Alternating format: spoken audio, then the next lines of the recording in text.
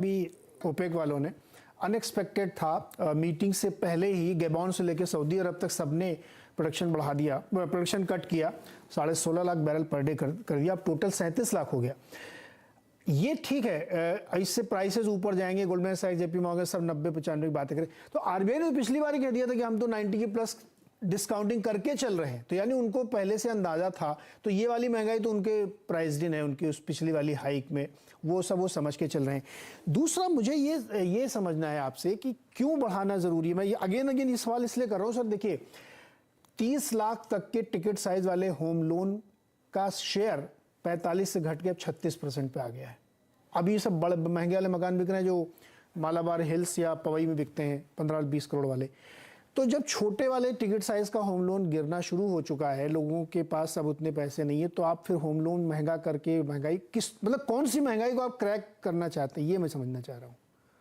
नहीं, आपने जो कहा वो बिल्कुल सही बात है कि इसका सोच क्या होगा कि 25 बेसिस पॉइंट दर बढ़ा के क्या कहाँ पे इम्पैक्ट कहाँ पे आएगा। ये मैं अभी तक वो नंबर ग्रोथ के नंबर्स के बारे में बात कर रहा था।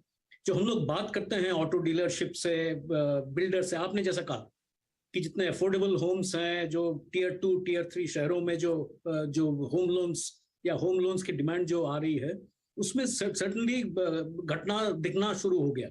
स्लो डाउन वहां पे दिख रहा है, वहां पे कि वर्किंग कैपिटल साइकिल बैंक्स की एलोंगेट हो रही हैं, वर्किंग कैपिटल्स के ड्रॉल्स बढ़ रहे हैं।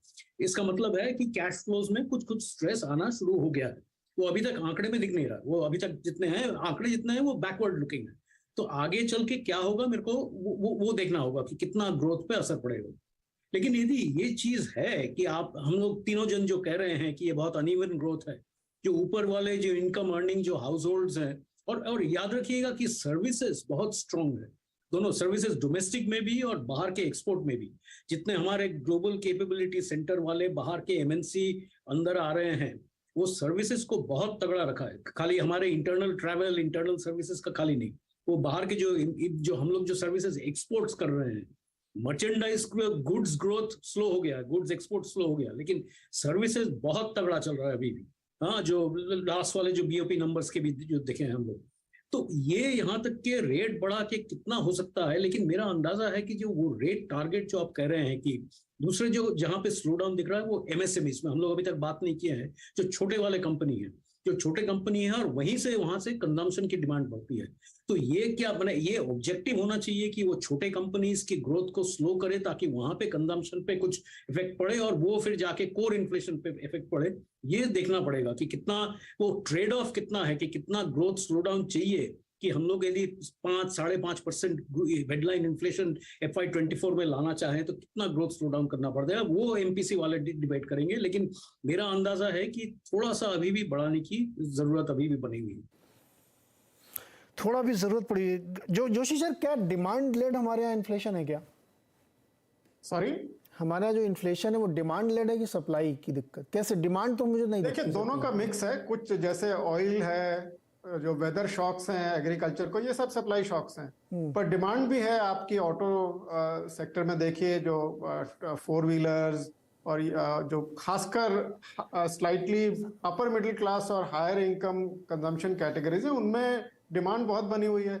उसकी तो ये थोड़ा डिमांड का फैक्टर है, थोड़ा सप्लाई का भी है। अब जैसे बिजली के दाम बहुत दिनों से नहीं बढ़ाए हैं तो उनका भी ड्यू है। अभी शौकत जी बता रहे थे दवाइयों के दाम बढ़ रहे हैं, और ऊपर से जो कृषि क्षेत्र अभी तक जो हमें इन्फ्लेशन को थोड़ा सा दबा के रखा हुआ, तो वो वेजिटेबल प्राइसेस है। अगर आप वेजिटेबल प्राइसेस को निकाल लें इसमें कंज्यूमर प्राइस इंडेक्स से, तो 7.5 से ऊपर बन रही है इन्फ्लेशन।